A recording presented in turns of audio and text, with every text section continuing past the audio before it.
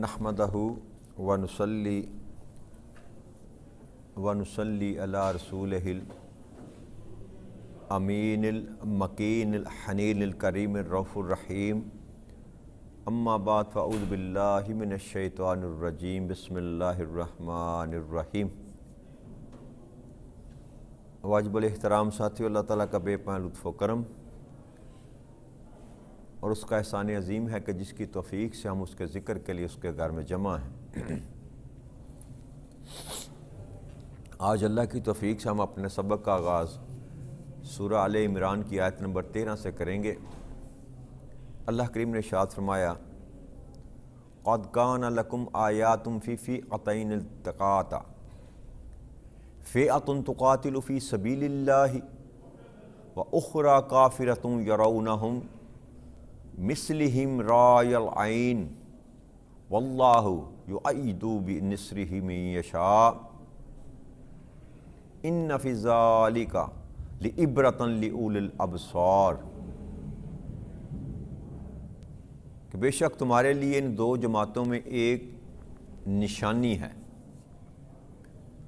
جو آپس میں مقابل ہوئیں۔ ایک جماعت اللہ کی راہ میں دفاعی جنگ کے لیے اور دوسری کافر تھی، وہ انہیں اپنی آنکھوں سے اپنے سے دگنا دیکھ رہے تھے، اور اللہ اپنی مدد کے ذریعے جسے چاہتا ہے تقویت دیتا ہے۔ اس آیت کریمہ میں اللہ کریم نے غزوہ بدر کا جو ہے احوال اس کا ذکر کیا کہ یہ جو بدر کے مقام میں کفار کے ساتھ پہلی جنگ، پہلا غزوہ جو ہوا مسلمانوں کا، تو اللہ نے اس کو ایک نشانی قرار دیا۔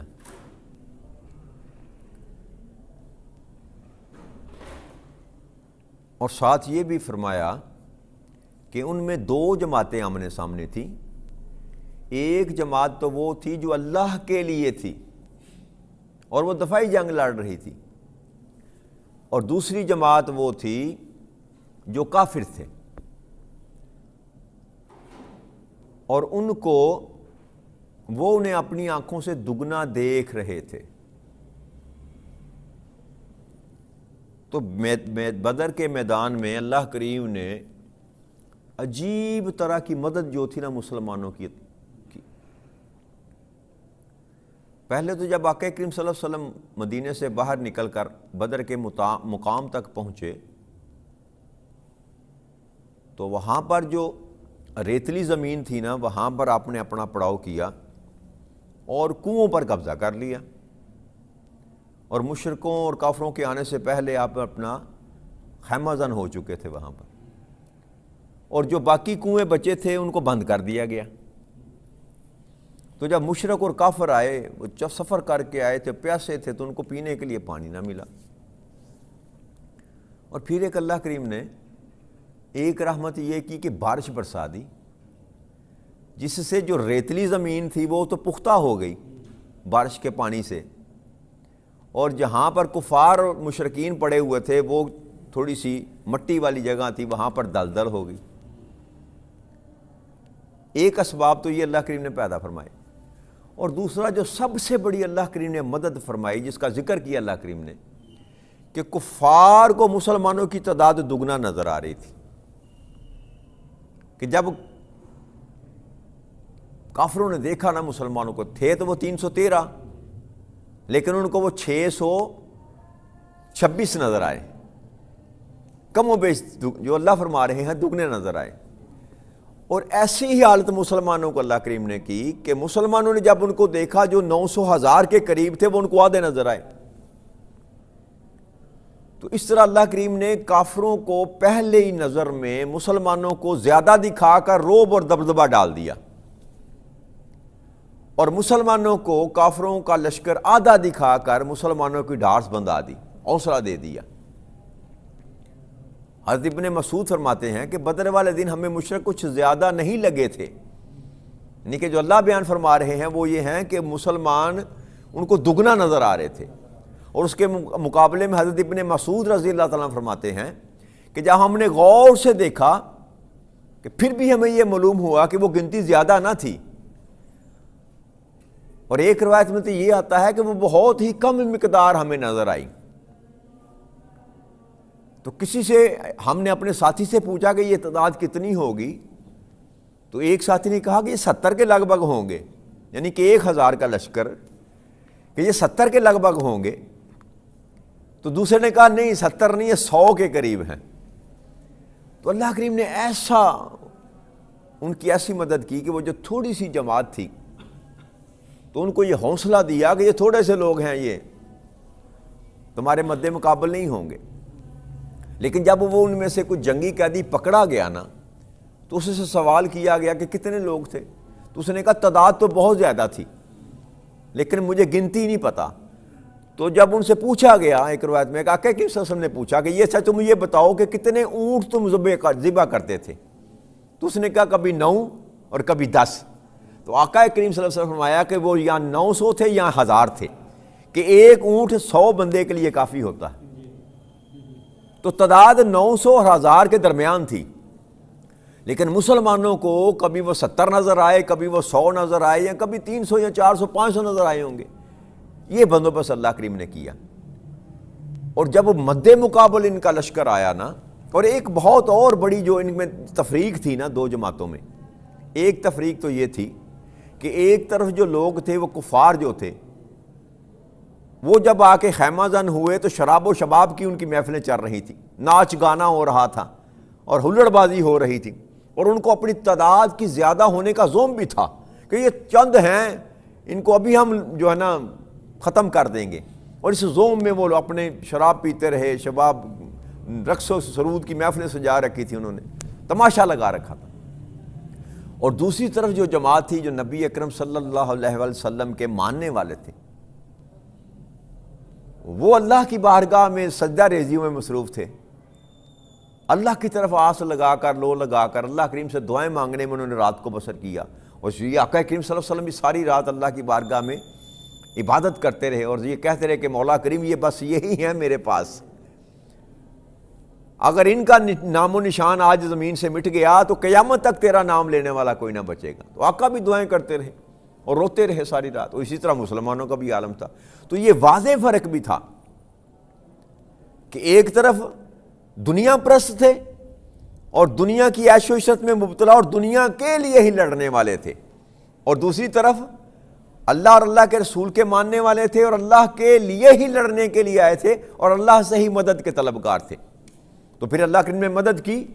جب صبح میدان سجا تو کائنات ارض و سما میں ایسا منظر کسی نے نہیں دیکھا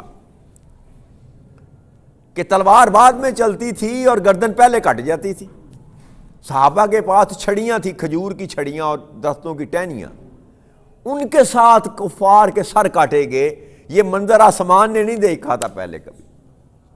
تو اللہ کریم یہ فرما رہے ہیں ان فی ذالک لعبرۃ للابصار، کہ اس واقعے میں آنکھ والوں کے لیے عبرت ہے، جو صاحب نظر لوگ ہیں، کہ تعداد میں بھی مشرک زیادہ تھے، طاقت میں بھی زیادہ تھے، سامان میں بھی زیادہ تھے، اور وہاں پر بے سر و سامان جماعت تھی، لیکن اللہ کریم نے جب ان کی مدد کی تو ان کو ان پر غلبہ عطا فرمایا اور کفار کو شکست دے دی۔ تو اللہ کہتا ہے اس میں نشانی ہے غور کرنے والوں کے لیے، سمجھنے والوں کے لیے اور آنکھیں رکھنے والوں کے لیے۔ یہ بصیرت کی بات کی جا رہی ہے نا، کہ ظاہری آنکھ ہے نا، بصارت کی آنکھیں جس کی، یعنی کہ جس کو بصیرت کہتے ہیں، اس سے بصارت ہے۔ عقل و دانش رکھنے والے بندے کے لیے اس میں عبرت ہے، بڑی عبرت ہے۔ کیا عبرت ہے؟ کہ ظاہری ساز و سامان اور ظاہری طاقت اور ظاہری لشکر جو ہیں وہ کام نہیں آتے۔ کام کیا چیز آتی ہے؟ اللہ پر توکل کام آتا ہے اور اللہ کی مدد کام آتی۔ تو اللہ نے یہ واضح فرق یہاں مسلمانوں کو سمجھانے کی کوشش کی، یہ درس دیا کہ جب بدر میں تم آئے تھے نا تو تب بھی تو میں نے تمہاری مدد کی تھی، تمہارے مقابلے پر ہزاروں کا لشکر تھا، لیکن اللہ نے تمہاری مدد کی اور تم کو ایسی مدد دی جس سے تم کو تقویت ملی، تم کو طاقت ملی۔ تو ساری کائنات نے دیکھا یہ معاملہ کہ وہ جو چند جن کو وہ کچھ سمجھتے نہ تھے کہ ہم گئے اور اب ان کو مٹا کر اسلام کا کلا کما کر کے واپس آ جائیں گے، تو بات ہی کوئی نہیں ہے۔ تو اللہ کریم نے ایسی عبرتناک شکست دی ان کو کہ وہ کسی کو منہ دکھانے کے قابل نہ رہے۔ اور یہ بنیاد تھی، پھر یہ جو غزوہ بدر تھی نا، یہ اسلام کی فاؤنڈیشن تھی۔ یہاں سے اسلام کا عروج شروع ہوا۔ دائیں بائیں ارد گرد جتنے قبائل تھے، جتنے کافر مشرک تھے، وہاں تک جب یہ پیغام ملا کہ محمد عربی کے غلام صلی اللہ علیہ وسلم کے غلاموں نے اتنے بڑے لشکر کو جو ہے وہ شکست دی، تو وہاں پر بھی چرچے ہونے شروع ہو گئے، زبان زد عام ہو گیا یہ معاملہ کہ یہ کیسے ممکن ہو سکتا ہے۔ تو یہ فاؤنڈیشن جو اللہ کریم نے رکھی، اور اس کا اللہ کریم نے آگے بھی ذکر کیا۔ آل عمران کی آیت نمبر 123 میں اللہ نے فرمایا کہ وَلَقَدْ نَصَرَكُمُ اللَّهُ بِبَدْرٍ وَأَنْتُمْ أَذِلَّةٌ، کہ اللہ کریم نے تمہاری بدر میں مدد کی تھی جب تم بہت تھوڑے تھے، تم بہت تھوڑے تھے، کمزور تھے۔ عدلہ کا مطلب ہوتا ہے کمزور، کہ جب تم کمزور تھے تو اللہ نے تمہاری مدد کی تھی۔ تو یہاں اللہ کریم نے جو تھی نا نبی اکرم صلی اللہ علیہ وسلم کے ہاتھوں سے ایک بنیاد قائم کی مسلمانوں کی، اور اب یہ پہلی جنگ تھی کفار اور مشرکین کی، اس لیے اللہ کریم نے یہاں پر خاص ذکر کیا کہ میں نے ان کو تقویت دی، میں نے مسلمانوں کو طاقت دی، اور اللہ اپنی مدد سے جس کو چاہتا ہے تقویت دیتا ہے۔ اللہ کریم ارشاد فرماتے ہیں واللہ یعید بنصرہ من یشاء، اللہ جس کو چاہتا ہے اپنی مدد فراہم کر دیتا ہے، اور مدد دینے کے بعد اس کو طاقت عطا کر دیتا ہے کہ جس کے ساتھ اللہ کریم آ جائے اس سے بڑی کوئی طاقت دنیا میں نہیں ہوتی، چاہے تعداد میں تھوڑے ہوں، تعداد میں۔ تو اللہ نے قیامت تک کے لیے کلیہ قائم کر دیا، اور مسلمانوں کو یہ بات سمجھا دی کہ کبھی دنیا میں ظاہری اسباب پر نظر نہ رکھنا، کبھی اپنی طاقت پر گھمنڈ نہ کرنا۔ تمہارے سامنے لشکر چھوٹا ہو یا بڑا ہو، یہ یاد رکھنا کہ جب تک میں تمہارے ساتھ ہوں تمہیں کوئی شکست نہیں دے سکتا، اور اگر تم مجھے چھوڑ کر اگر تم نے دنیا پر توکل کیا تو تعداد تمہاری جتنی بھی بڑی ہوگے تم کبھی کامیاب نہیں ہو سکتے۔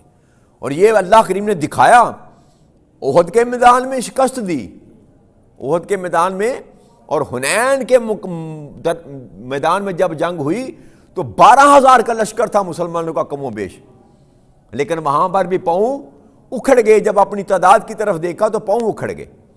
پھر آقا کریم صلی اللہ علیہ وسلم نے اللہ کے ہاں دعا کی تو اللہ نے فرمایا کہ میرے محبوب یہ مشت مٹھی کی اٹھا کر مٹی کی کفار کی طرف پھینک۔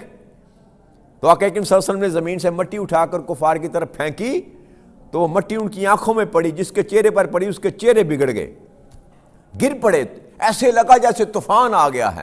اور اللہ کریم نے اس مدد سے کے ساتھ دوبارہ اس شکست کو فتح میں تبدیل فرمایا، اور یہ دکھایا کہ کبھی گھمنڈ نہ کرنا اپنی طاقت پر۔ میری مدد جب تک تمہارے ساتھ نہ ہو تم کبھی کامیابی حاصل نہیں کر سکتے۔ تو مسلمانوں کو یہ سبق سکھایا گیا کہ ہمیشہ نظر اللہ کی بارگاہ میں اس کی طاقت کی طرف رکھو، اور یہ ایمان کا حصہ ہے کہ اللہ کی مدد جو ہے ہر بندہ طلب کرتا رہے، اللہ کی مدد کے بغیر کبھی کامیابی ممکن نہیں ہے۔ پھر اللہ کے ارشاد فرماتے ہیں آگے زُيِّنَ لِلنَّاسِ حُبُّ الشَّهَوَاتِ مِنَ النِّسَاءِ وَالْبَنِينِ وَالْقَنَاطِيرِ الْمُنقَنطَرَةِ مِنَ الذَّهَبِ وَالْفِضَّةِ وَالْخَيْلِ الْمُسَوَّمَةِ وَالْأَنْعَامِ وَالْحَرْثِ ذَلِكَ مَتَاعُ الْحَيَاةِ الدُّنْيَا وَاللَّهُ عِندَهُ حُسْنُ الْمَآبِ۔ اللہ کی ارشاد فرماتے ہیں کہ لوگوں کے لیے ان کی خواہشات کی محبت جو ہے نا خوب راستہ کر دی گئی۔ کون کون سی محبتیں؟ جن میں اللہ کریم نے پہلی جو محبت کا ذکر کیا وہ ہے عورت کی محبت، من النساء، عورت کی محبت اللہ کریم نے انسان کے دل میں ڈال دی۔ دوسری والبنین، اولاد کی محبت، اور تیسری والقناطیر المقنطرۃ، اور سونے اور چاندی کو جمع کیے خزانے کی ذهب والفضہ، اور قناطیر کہتے ہیں بہت بڑے مال کی تعداد کو، یعنی کہ خزانہ کہہ لیں جس کو خزانہ کہا جاتا ہے۔